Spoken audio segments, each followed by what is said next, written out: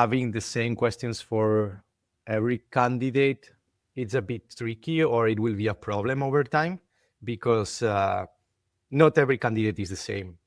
It's not about the tech stack, it's about how you show that you are able to adapt, and the way that you think. The candidates that you want, you need to show them that the company is something that is worth fighting for.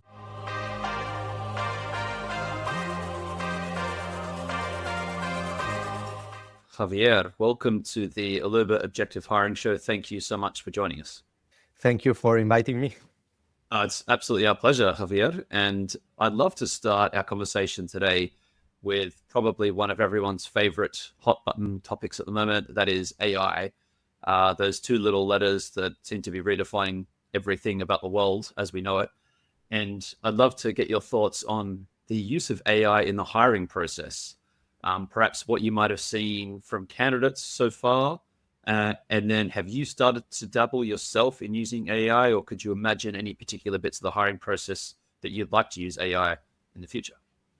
Yeah, well, to be honest, in Deriv, we use a lot of AI in general to improve the productivity of the teams. And this goes also for the recruitment team, for the recruitment process. Then, of course, we use it. Not for everything. It's more a tool that helps us on the process.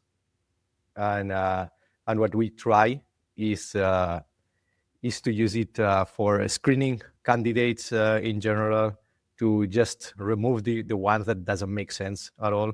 It's not about removing good candidates or candidates that are in the middle. It's more about let's get out from the thousands of candidates. Let's remove the ones that doesn't make sense at all. This is one of the first steps. Also, candidates that maybe they are cheating in our tech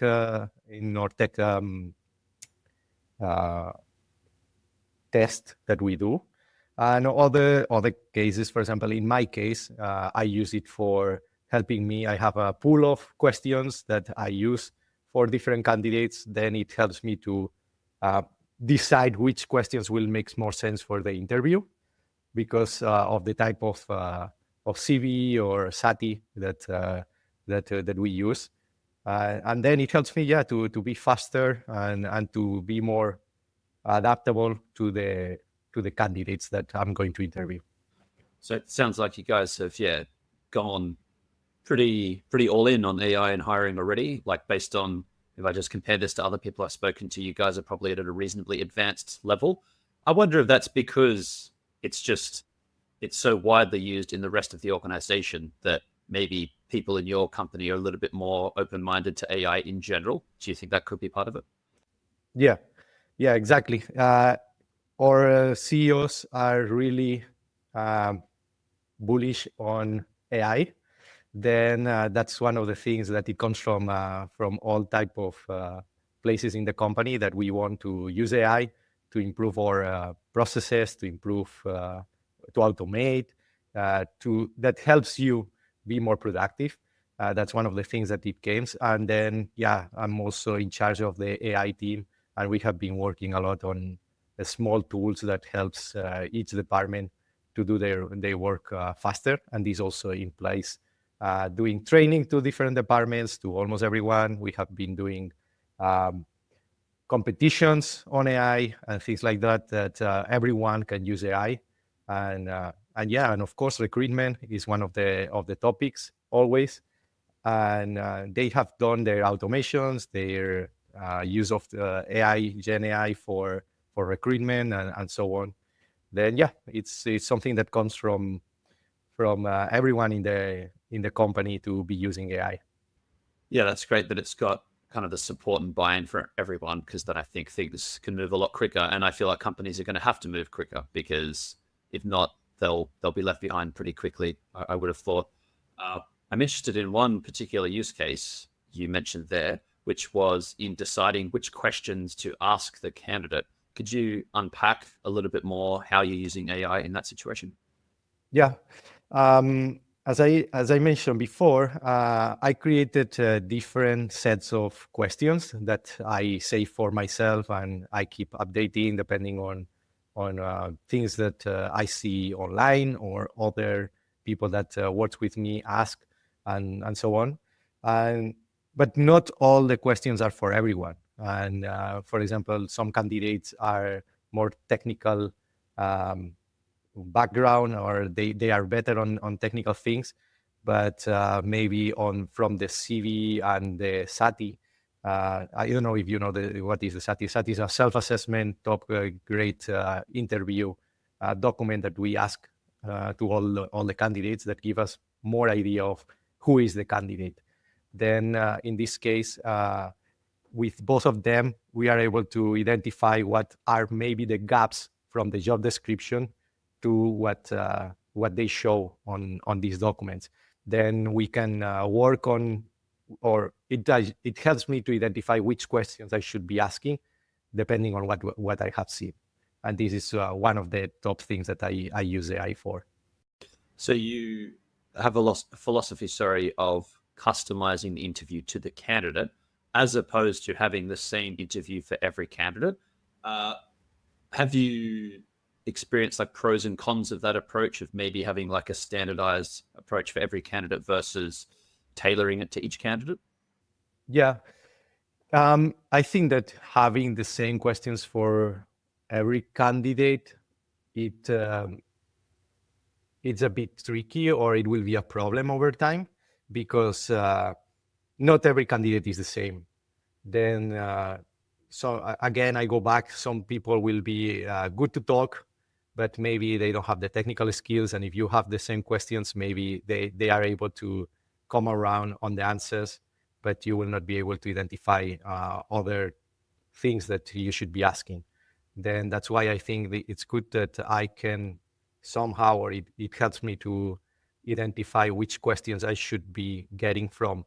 It's not only from the CV or the SATI, it's even from previous interviews. I get the feedback from the people that interview with. Then sometimes they will ask me, I'm not sure about this X and Y. And then I will get some questions referring to that to see more in detail what is going on there. And you mentioned a couple of times the SATI. So just to unpack this a little bit more, it's kind of like an application form where you're asking specific questions and they're providing more information. Like what kinds of extra data points would you get in the SATI?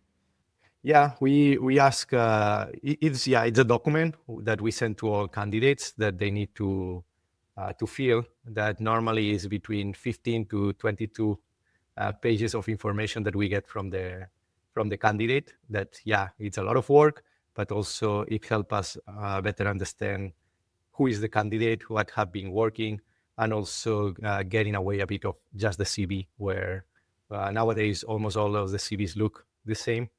Then it gives more data points for us to understand. And it's a bit of a mix of what was your university days, what was the last 3 places that you work, the information of what you did there in more detail, also behavioral problems that we put there, like when was the last time that you lose your cool, why, how you feel in certain scenarios. Then you get a bit of more a 360 view of the candidate, and it helps us to better adapt and understand the candidate itself. And that data set is used, I'm assuming, in the screening decision of, once you get all the applications, who are the ones who are going to get to that first interview? I assume that's where it's mainly used? Yes, it's used there, and it's used for me because normally I don't do the first interview. Normally I do the second one. Then also it's for me to use with all the feedback that I get from before, to exactly what I was mentioning, to see which from the SATI and the things that maybe are not 100% a match, or we have some doubts from the candidate, that it allows me to find which questions I should be focusing, and not only questions, in which areas I should be focusing more. And so then to tie it back to AI, so you then, I guess, you feed in some of this information as an input to a ChatGPT, and it helps you then select the questions based on the gaps. Is that how you're using it? Yes. I put all the feedback that I get from previous interviews, from the SATI, from the CV, and the job description, And then from all these plus the questions, I get exactly what I should be asking. Nice. That's an interesting use case and not one that I've heard yet. What about on the candidate side of things? You mentioned in passing that so you've got a technical test, and you mentioned, I think, something about candidates potentially cheating on the test. Would you view a candidate using ChatGPT or Claude or something to take a technical test? In your view, is that cheating, or do you think that's fair game? Like, what are your thoughts on that? Okay, it depends of what you ask for. In our case, for example, when we are asking for the tech interview or the tech test, we ask them to don't move from the website of the technical test itself. Then, if you are using ChatGPT, yes, you are cheating because we are asking you exactly not do that. But when things like that, I'm fine. It's they should be using ChatGPT. But at the end, the test is about it's not a really difficult test. It's just a test to know that you have the basics of the technology. We don't go on a lot of detail and things like that. It's just an easy SQL test, for example, depending on the level. We need to know that you know at least some SQL. We cannot have candidates that just use ChatGPT for everything. You need to have some technical background, at least a bit of it. Yeah, it's such a tricky current situation we're in, I think, because my view of it is that because the large language models have improved so quickly, so in such a staggering way, now the typical older hiring processes are in a bit of an awkward situation where some of them have been partly broken or completely broken by the fact that now candidates can use the large language model to take a test, to change their CV, to apply en masse to different roles. And I feel like we're not quite sure how to combat that at the moment, because on one hand, I could see how some companies might say, well, we want our candidates to use AI in the job as much as possible because they're going to be as efficient as possible. Therefore, you can use it in the hiring process as much as you like. But then, as you point out, you run into that scenario where a candidate is using AI for SQL that they don't know at all. And so they're not going to be in a position in the job to really scrutinize and still own their work if they have to rely on something for as basic as SQL using a large language model. So it's such a tricky balancing act. I suspect where we'll end up is some kind of new way of doing hiring in a year that is kind of allows candidates to use AI as much as they want because they're going to do it anyway. I don't know. Where do you feel like we're going to get to in the next couple of years in terms of hiring? Yeah, it's interesting. I'm not sure what will be the future. That's also the magic of the AI at the moment, that we don't know what we can expect for sure in the future, and that what we are now is the worst that we will be, and is already pretty good for some use cases. I'm sure that, yeah, for sure things will change. Also, if we reach a point that the Gen AI is as good as needed for creating anything or coding, and coding is not needed anymore, then yeah, I'm sure that we will be looking for other things. At the moment, I imagine it's a mix of both. That's why we are trying to ensure that you have the basics, but we don't care if you are an expert. Also depends on the position and things like that, but it's not that important to be an expert, and more on how you adapt and how you are able to learn and use Gen AI or new technologies. It's not about only AI. Is that new technologies are appearing all the time. It's just that now everything comes with AI, and then that's why it's important also that you know how to adapt with that. Adaptability and willingness and speed of learning is, yes, something that I'm hearing a lot of at the moment, which makes sense. If technology is changing so quickly, if you don't have that mindset and that ability, your skill set's going to become outdated pretty quickly. Is that something you try to actively search for in the hiring process? Is that something you're trying to evaluate in your interview or any other step of the process? Yeah, of course. Yeah, I think that our company is a fast-paced company. We have new projects, things moving really fast. and it's just not for the sake of saying things change every week. There is new things. Then adaptability is one of the things that we look more for the candidates. That's why, for example, we have a tech stack that we use, but we are not asking for the candidate to use exactly what we have.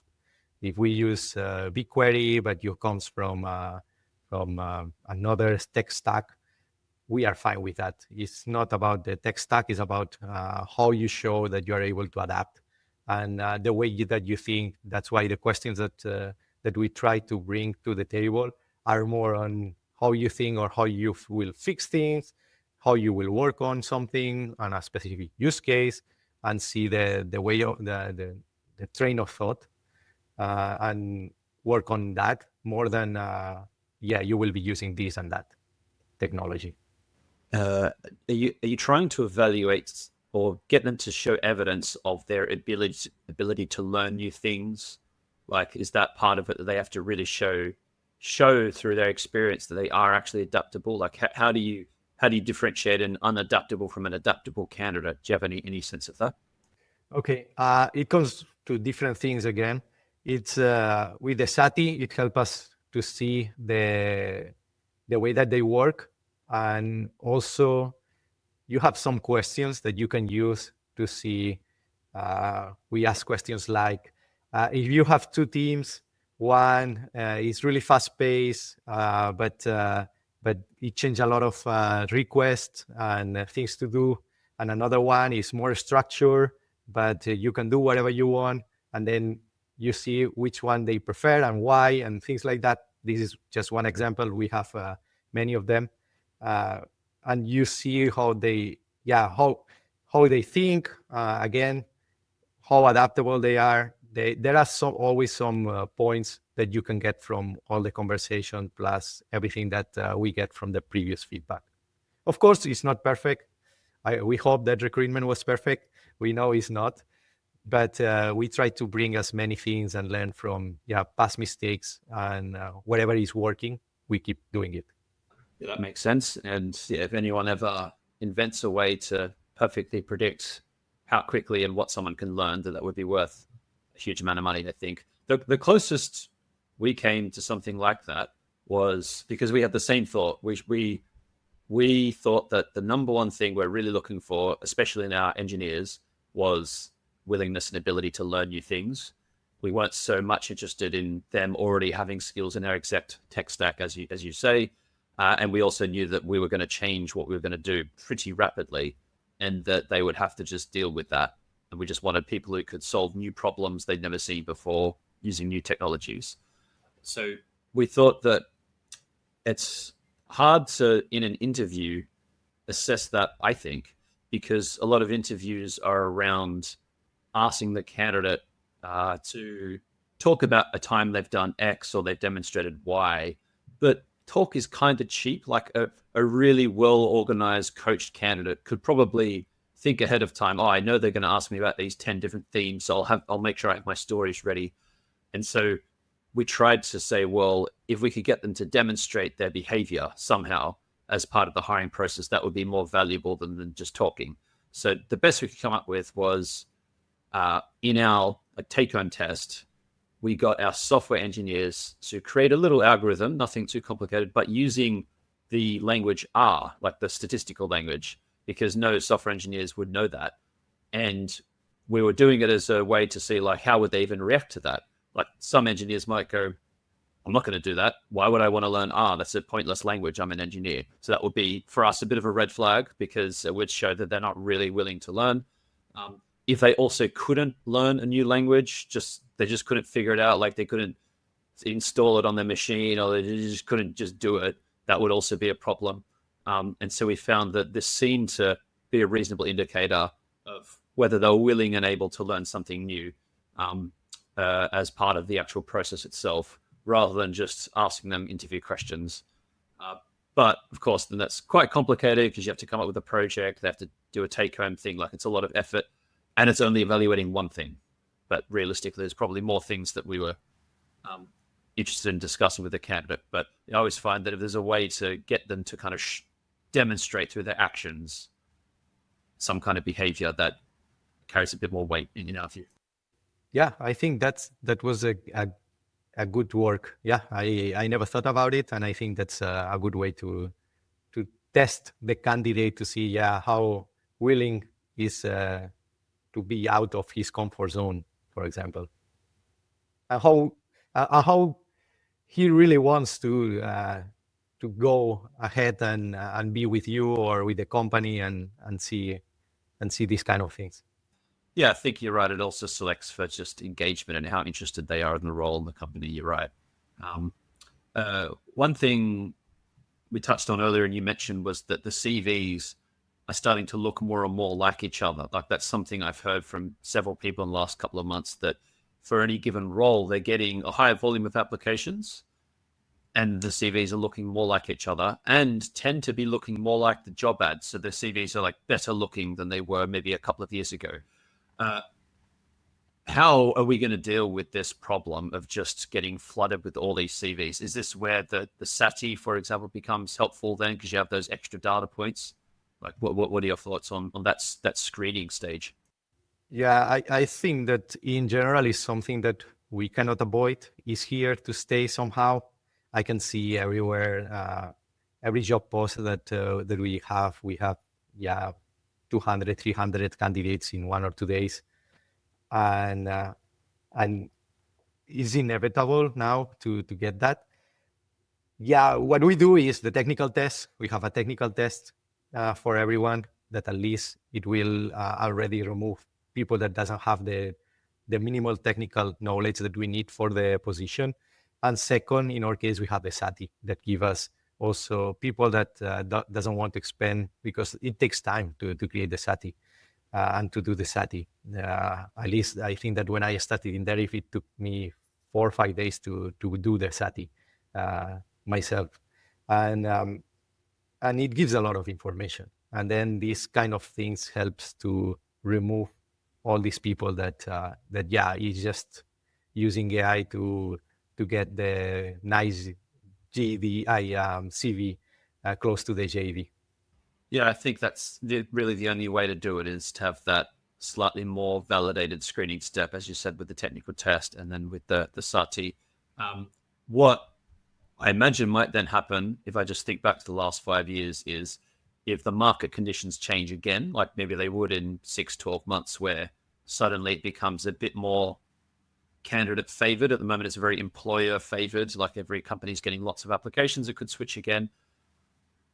Would you then view that SATI or that initial step as quite a lot of work? Would that be something that maybe you might move further down the process, because then it's a case of, well, actually, we need to attract and keep the candidates warm rather than having a filter to screen out the bad ones? It's almost like sometimes the mentality has to shift depending on the market. What could you imagine happening? I don't think that in our case we will change that, because the SATI is part of all culture on the company, and also it gives us also more idea of the candidate. And I don't think that it will change much, to be honest. Maybe it will be harder, and we will need to approach more the candidates and explain why we already do that, but explain more why we need the SATI to understand them better, and what is the value of it, and why we do it in the process, and why it's good that everyone in the company from any level has done this, and shows that we are a similar cultural company on this regard, and this helps to be on that point. Right. So a bit of marketing, a bit of sales of the role in the company should then maybe encourage candidates to go through that first step. Yeah, and at the end, it's something that we already do, because even if we have a lot of candidates, the candidates that you want, you need to show them that the company is something that is worth fighting for, to say in a way. What about then thinking about it from the current candidate's perspective? So if I were a candidate right now, I'd be going and looking for jobs on LinkedIn. I'd be seeing the number of applicants and thinking, oh my God, that is a lot of competition that I'm up against. And I feel like this is probably also what's partly driving the behavior of applying for many, many more roles, because they're seeing there's so much competition for one role. So instead of maybe 3 years ago, they might say, oh, I've got a 1 in 50 chance. Now I've got like a 1 in 500 chance. Maybe I have to apply to 10 times as many roles to have the same probability of getting an offer. And so do you have any general recommendations to candidates for how they might break into data roles or get hired when they're facing these current market conditions?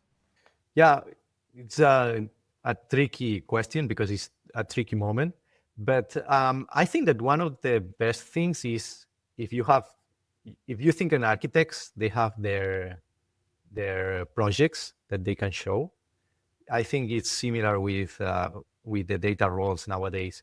You should have your own portfolio of projects that you have done and that you can show. And more if you are in the starting point, that shows the willingness of what you have been working on, the projects that you have been doing. Then you have something tangible to show to the people, and this will already make you on the top 5% compared to the other people, because the other people will have nothing. They just send CVs to send CVs, and you have projects that you can show, and people will be interested to see. And yeah, and it shows that you have been working on your skills, and to have something tangible for the people or even for yourself. Yeah, I think that's a great shout for any young grads who've just finished a degree or maybe have done some online courses. Very big difference between the study and the work.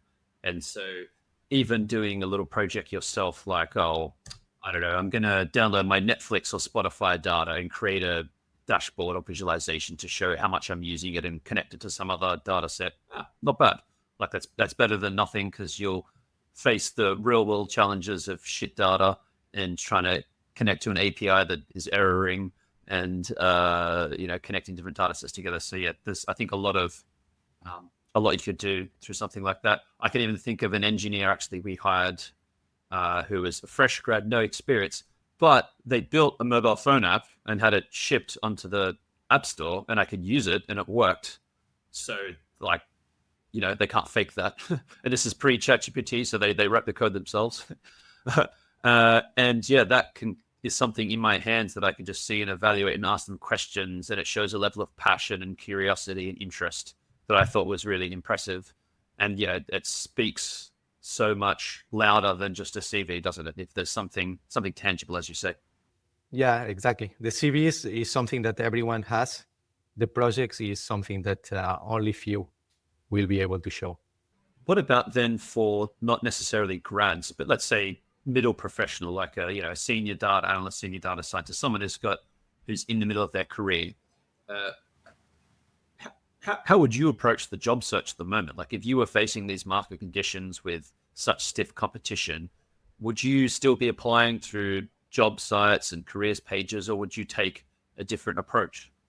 I think, it's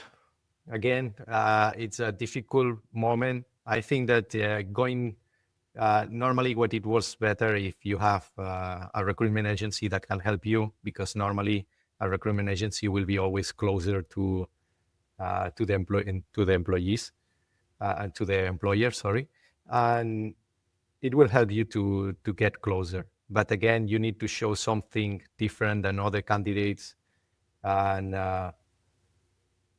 yeah, it's difficult times. Then I will go, recruitment. It works for us, for example. We get good candidates from recruitment. Also, keep your LinkedIn updated with the latest information. Make it different than others. That's also shows how active you are or what you are doing, and that you are not just another AI profile. Also, how active you are on networking, blogs or posts. That's something that also it shows you, or it will show the employee that you are a bit different, and how willing you are to learn, to do things, to show what you have been able to do, etc., etc. One thing I was thinking about recently was like inbound versus outbound.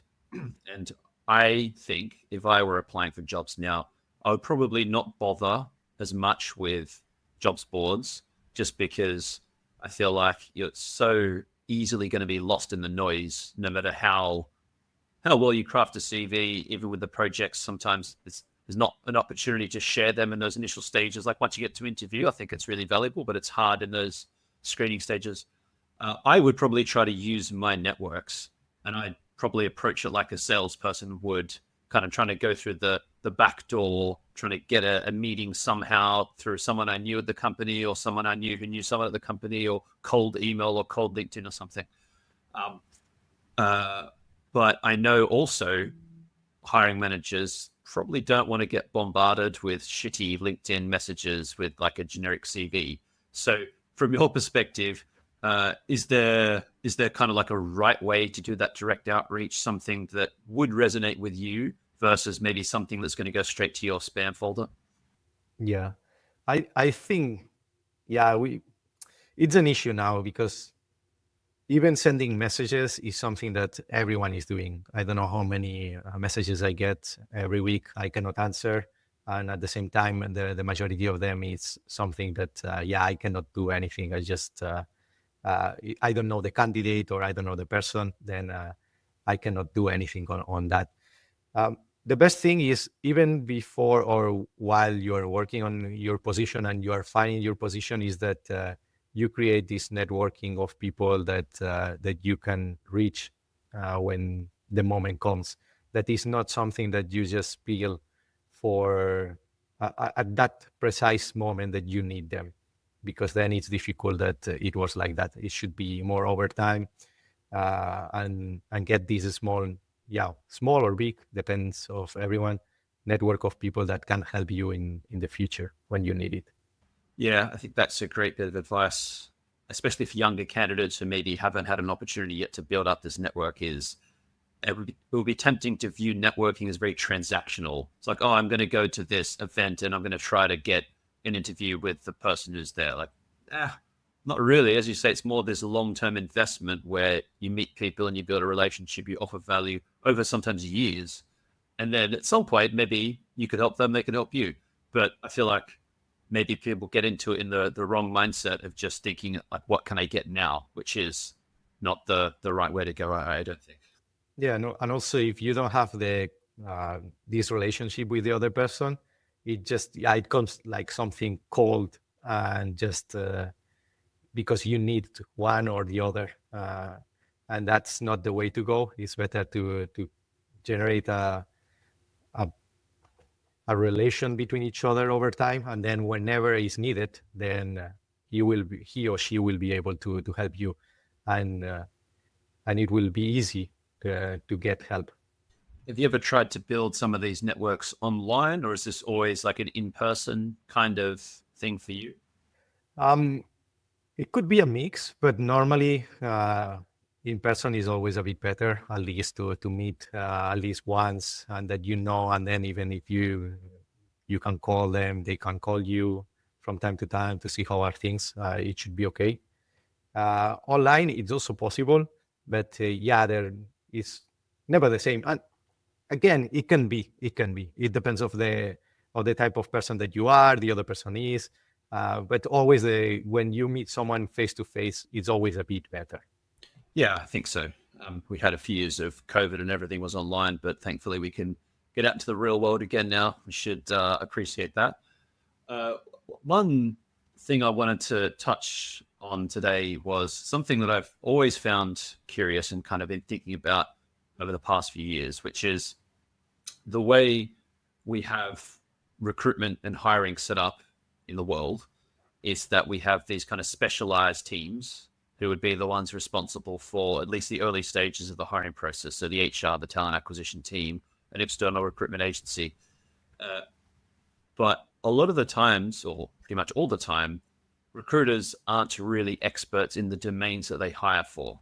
So it would be very rare that someone recruiting for software engineering roles or data analyst roles would have been a software engineer or a data analyst themselves. So they're more like specialist recruiters as opposed to domain specialists. And the feedback I've gotten from so many hiring managers over the years is this causes a bit of a problem because there's always this lack of really nuanced understanding where for example, let's say you're searching for a data analyst. The difference for you between a data analyst and a data scientist is very obvious. But to someone who's not an expert in data, it's probably subtle. And this has caused just so many issues, especially in the screening stages. Is the kind of lack of data or technical skills in talent teams, is that an issue? Is that a bridge we can maybe a gap we can start to bridge with AI, like the way that they can almost enable them to have stronger skills? Is this a problem? What are your thoughts on this? Yeah, I think that nuances will be always there. I also feel that they are getting smaller over time. As you mentioned, now they can go to any AI model and ask questions themselves, which will help them to get this gap, making it lower.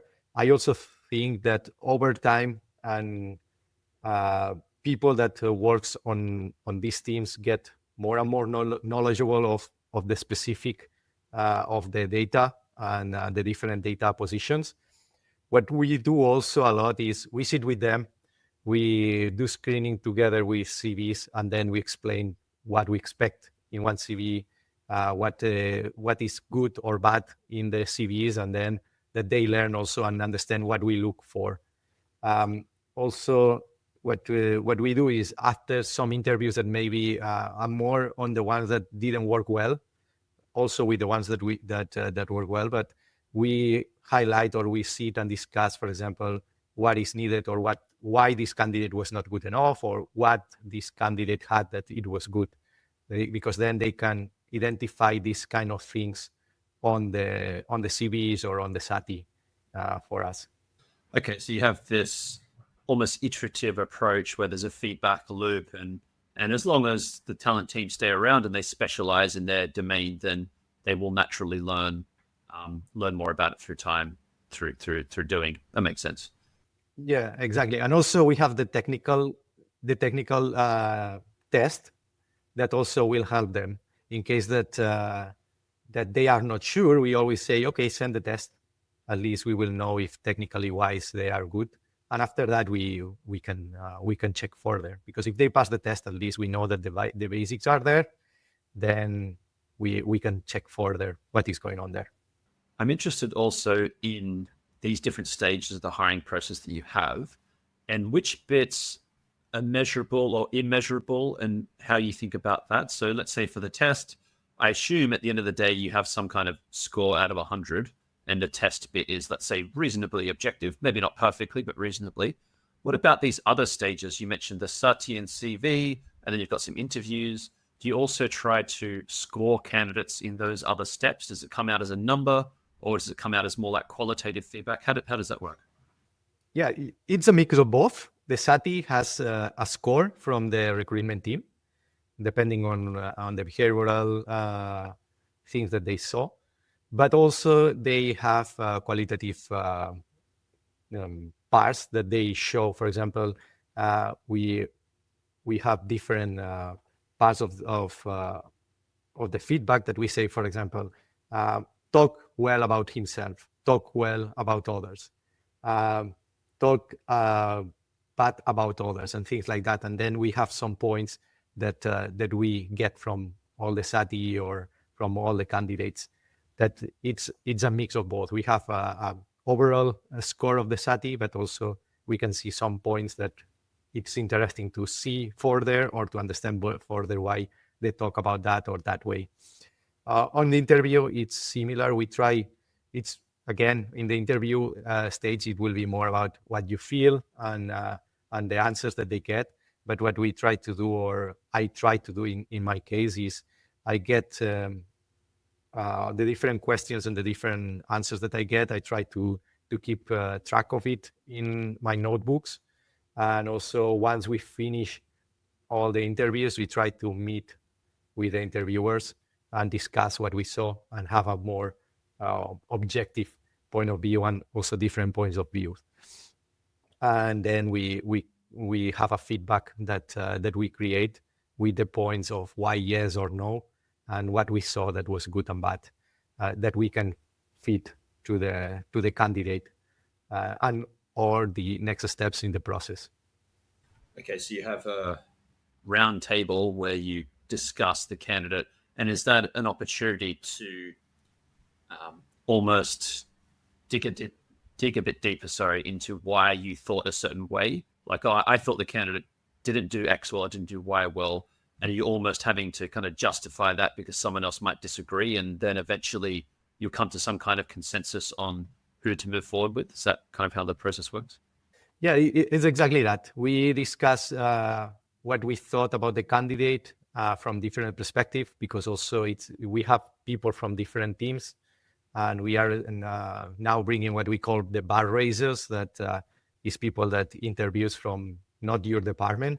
And then you have like three different ways of seeing it. One is from your department itself that you are hiring.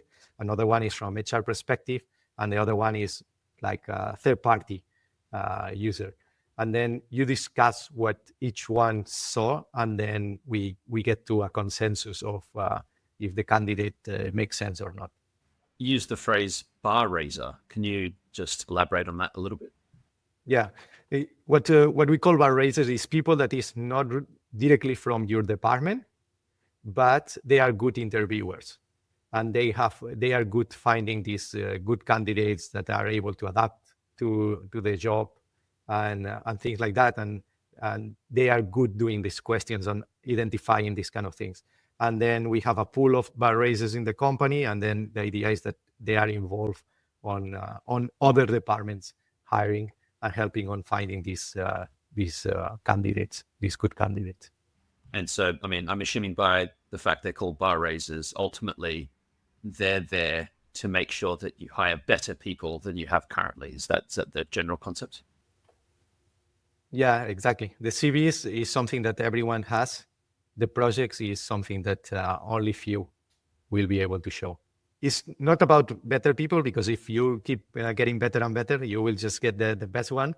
But it's about finding these A players, or people that has the potential to be an A player in your team or in the company in general. And what's your view on having these different perspectives? So you've got, as you say, the bar raisers, so people from another team, your team, and then HR, all coming at it from very different perspectives. Some are domain experts, some aren't. Does that always add value, or is there ever some noise, do you think, in having those wide variety of perspectives where ultimately the person's going to be, let's say, your team and you're the domain expert? What are your thoughts on those blends of perspectives? Yeah, I can see it being an issue for some companies. In our case, I think it's really good. Why? Because they come from a different perspective, and they give you different point of views that sometimes, as you are focusing on what you need, you don't see, and they will give you this feedback. In our company, good thing is that the final answer, it will be coming from me or the hiring manager, not the recruitment team, not the HR, and you will have more to say. Only if it's just something that it's no, but normally it doesn't happen. It will be also stopped by recruitment. I didn't saw it in my case anytime, but that's the thing. I have always the last word to say, but I get all the feedback, and then I can understand better. Yeah, if you are on the fence on some candidates, it will give you the yes or no idea, because the way that they see the candidate itself. And in the evaluations, in these interviews, is part of it cultural fit? And if so, how do you define that? Is that measured at all? Is it a purely gut feel kind of evaluation? Like, how are you guys looking at that? Of course, cultural fit is important. You need to think that as a team or as a company, you work in a way. Then you need to find people that will not break these dynamics or these things that are working well, or people that we saw sometimes they start on the company and they last 1 month and they go away because they are not used to the way that we work and things like that. Of course, sometimes you can use cultural fit, or I'm sure that cultural fit is used just as an excuse of, yeah, I don't know why, but I don't want him or her in my company. I'm sure that this happens because again, it's a bit of the way that you feel with the candidate, but also it's important to know that the people needs to match the company culture and the team dynamics. If you don't see that working, you cannot bring someone that will be more issues than or problems to the team that a solution. You're looking for solutions when you bring new candidates. Framing it that way, then, so you're looking for someone to fit in with the company culture, the team culture, etc. Is there any risk that is at odds with hiring for diversity? And I don't mean diversity of people, I mean like diversity of thought and different ways of approaching the same problem if you're looking for people who fit into a certain culture. Like, is there a bit of a trade-off there, do you think? We always look for people that thinks different. I think it's needed because if not, you will not go away from what you are doing now, and the things that doesn't work, they will not work because there is no one thinking different. That's why it's good to bring different ways of thinking, but this doesn't have to be or related to the way that you behave with others or the way that you will integrate to the dynamics of the team and the company.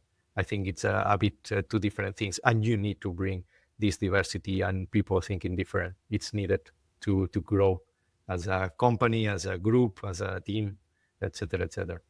Someone I was speaking to recently described it to me as thinking that, well, a bit more diversity means you might make decisions slower because there's different perspectives and people might disagree a bit more, but ultimately you'll end up in the right location, in the right scenario. You'll make the right or better decisions because you have that diversity of thought. Is that also what you've seen? Yeah, I think it's again a trade-off. You cannot go and that's also why the cultural fit. You cannot have someone that he thinks that way and it needs to happen this way, because then it's different ways of thinking, but it's a colliding way of thinking. Then you cannot have that. But it's good that you challenge what is there, and this goes with everything. I always ask my team to when we get request for a dashboard or a report to ask why. Then it's the same. It's something that you need to do internally. Why we are doing this? It makes sense to do it this way. You need to know what is the endpoint, and then work with different ideas on how to get there. Javier, if you had a magic wand, the proverbial magic wand, this could be AI, this could be anything, and you could like click your fingers and fix the hiring process, how would you do that? What would be that magic? Okay, if I can go with the really magic wand, the one that does anything, is just get the perfect candidate that will accept the offer and will start working tomorrow. That's the one. But if I go to a more realistic magic wand, I will go for a way that streamlines the process for the candidate and for the recruitment team, for both things, that things happen fast, the feedback is faster, that the full process is just faster and more clear, more transparent for both parties, and that this happens as soon as possible for everyone, with as much feedback from both sides. Yeah, I feel like that's a realistic outcome in the next couple of years, because I feel like the breakthrough we've had in large language models should facilitate a lot of this quite easily. Like I could easily imagine each candidate now getting customized feedback at an application stage after an interview, because now it can transcribe interviews and score people automatically. So I think if we can just remove enough of the manual bullshit in hiring, we can make it a lot better for everyone. And that might be the unlock to then making it more transparent and fair for everyone. Yeah, I think that's exactly what will happen. The AI will make things faster to summarize, to get the feedback and so on. And I'm sure that, at the end of every interview, we will get the points that has been discussed, and even some of the feedback already from what has been discussed. and then get everything more streamlined and faster and automated. Yep, I am looking forward to that future, which I think is just around the corner. Well, Javier, it's been a great conversation today. I've really enjoyed it. Thank you so much for sharing all of your insights and thoughts with our audience today. Thank you to you, team, for all the great questions and inviting me to be part of your podcast.